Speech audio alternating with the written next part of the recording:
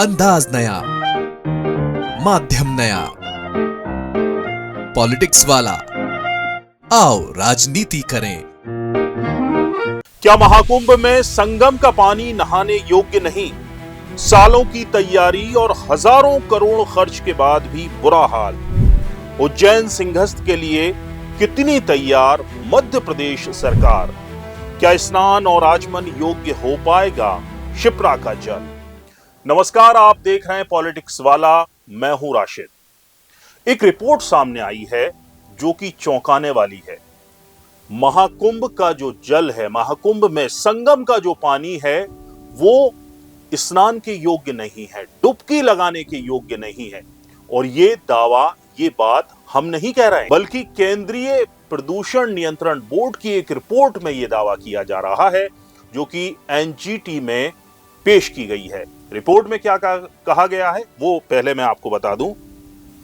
सरकारी आंकड़ों के मुताबिक जो है, अब तक 54 करोड़ लोग जो है महाकुंभ में डुबकी लगा चुके हैं। ये जब आंकड़े सामने आते हैं उसके बाद ये रिपोर्ट सामने आई है।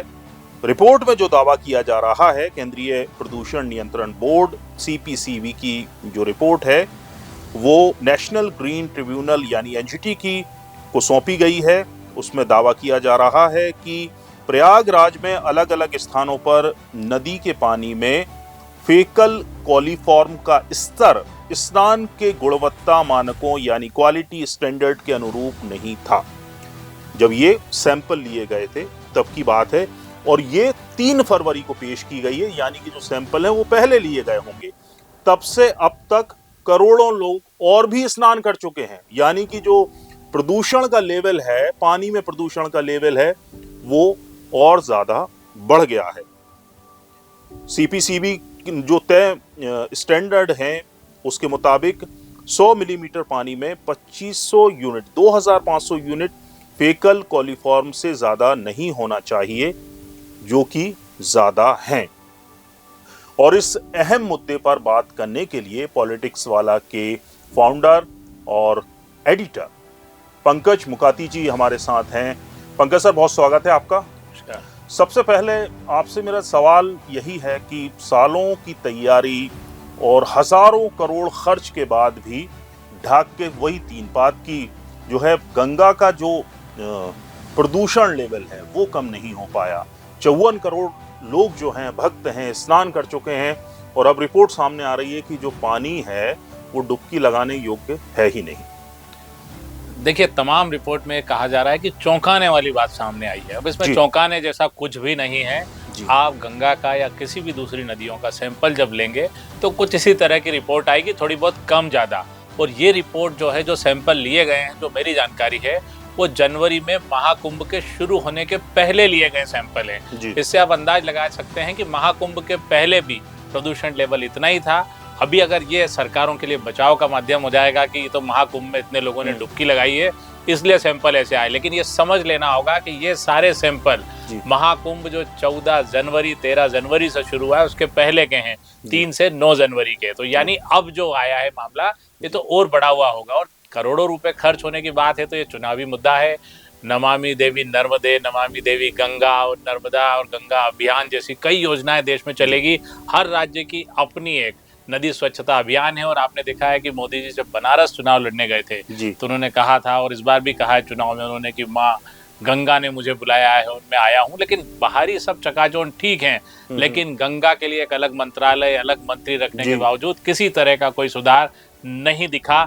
इतना पैसा, मतलब कई करोड़ रुपया कहाँ बह गया किसी को नहीं पता। लेकिन 54 करोड़ श्रद्धालु जो स्नान कर चुके हैं, वो अभी क्या सोचते होंगे या उनका क्या विचार होगा, धार्मिक आस्था का विषय है तो उनको फिर भी ठीक लगेगा। लेकिन ये निश्चित तौर पर आम लोगों के साथ, श्रद्धालुओं के साथ लगातार खिलवाड़ है। पंकज जी, 2014 में प्रधानमंत्री जब बने थे नरेंद्र मोदी, उसके बाद ये गंगा की स्वच्छता का नमामि गंगे अभियान शुरू किया था। तब से अब तक ये भी जो आंकड़े हैं वो हम 2 साल पहले के बता रहे हैं, 20,000 करोड़ रुपए खर्च कर चुकी है सरकार गंगा की सफाई अभियान पर।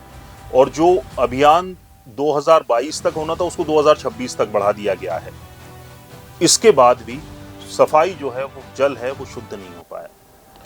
देखिए, जल शुद्ध नहीं हो पाया, ये हम सब अच्छी तरह से जानते हैं क्यों नहीं हो पाया और क्या सरकार की नीति और नियत है, और इतने बड़े गंगा का जो सबसे लंबा एरिया है उस पर कहाँ कहाँ रोक लगाई जानी चाहिए, किस तरह की इंडस्ट्रियों को अनुमति दी गई है, उस उद्योग के पीछे कौन लोग हैं, चुनावी चंदा है जिनके पैसे के कारण इंडस्ट्रियों को नहीं रोका गया। इन सब के बीच आम आदमी जो कभी रेलवे स्टेशन की भगदड़ में कुचल जाता है, कभी गंगा किनारे संगम में स्नान के लिए कुचल जाता है, उसके लिए ये एक और मुसीबत है जिसका असर आज नहीं थोड़े दिन बाद त्वचा रोग में या किसी और रूप में दिखाई देगा। लेकिन हमेशा की तरह फिर यही मामला है कि आखिर आप शुद्धिकरण की बात करते हैं और करते क्या है। हमने कई कुंभ में देखा, पिछले कुंभ में तो मैं वहीं पर एडिटर था इलाहाबाद में ही, और मैंने तब भी देखा है और अक्सर हमने नदियों के किनारे देखा है कि लोग बड़ी श्रद्धा के साथ स्नान करने जाते हैं, डुबकी लगाते हैं, उस डुबकी को प्रचारित करते हैं, लेकिन उसके बाद उन्हें कहीं किसी होटल में जहां वो रुकते हैं वहां पर दोबारा स्नान करना पड़ता है। मैं तभी मानूंगा कि गंगा या किसी और नदी का शुद्धिकरण हुआ है जब कोई भी श्रद्धालु उसमें स्नान करने के बाद दोबारा किसी और स्थान पर स्नान करने के लिए विवश न हो, मजबूर न हो, वो उसी गंगा में नहाकर अपने घर तक जाए। लेकिन ऐसा होता नहीं है, उसे एक स्नान और करना पड़ता है क्योंकि तमाम तरह की गंदगी उसके जिस्म से चिपक सी जाती है। जी पंकज जी, 2028 में उज्जैन सिंहस्थ होना है और यहाँ पर भी जो भक्त हैं, श्रद्धालु हैं, उनको शिप्रा नदी में जो है वो डुबकी लगानी है। क्या शिप्रा नदी का जल फिलहाल इस लायक है, और अगर 2028 तक भी इस लायक हो पाएगा क्या, या सरकार के जो प्रयास चल रहे हैं उससे वो हो पाएगा कि जो निर्मल हो पाए जल, जहाँ डुबकी लगा पाए और कम से कम होटलों में जाके फिर से उनको ना नहाना पड़े? देखिए, बिल्कुल मैं पूरी आस्था के साथ, माफ़ी के साथ ये कहता हूँ कि शिप्रा का जल तो गंगा से भी बेहद गंदा है।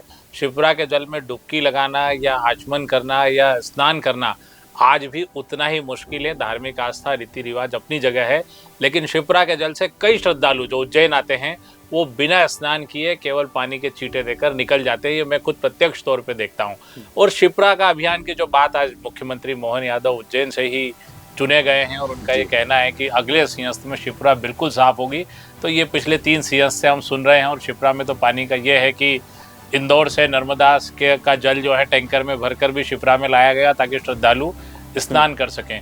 अभी 2025 चल रहा है, 2028 तक शिप्रा शुद्धिकरण बहुत मुश्किल काम है, बेहद मुश्किल काम है, इसलिए क्योंकि ये योजना 1980 से यानी कि 44 साल से चल रही है कि शिप्रा का शुद्धिकरण किया जाएगा और उसमें इंदौर से गुजरने वाली 2 नदियां सरस्वती और कान को मोड़कर शिप्रा का शुद्धिकरण किया जाएगा। लेकिन अब तक तमाम उसमें भी कम से कम 1000 करोड़ से ज़्यादा रुपया खर्च हो चुका है, लेकिन शिप्रा का शुद्धिकरण अभी दिखा नहीं और ये बेहद कठिन काम है। लेकिन निश्चित तौर पर प्रयागराज कुंभ में जिस तरह के मैनेजमेंट सरकार देख रही है कि भगदड़ न मचे, ये नहीं मचे, इसके अलावा ये कोशिश भी करेगी कि शिप्रा का जल शुद्ध रहे। बहुत बहुत शुक्रिया पंकज जी बात करने के लिए।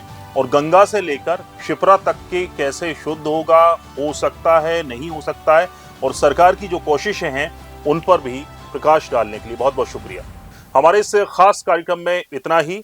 वीडियो पसंद आया हो तो इसको लाइक कीजिए, शेयर कीजिए और हमारे चैनल पॉलिटिक्स वाला को सब्सक्राइब जरूर कीजिए। शुक्रिया।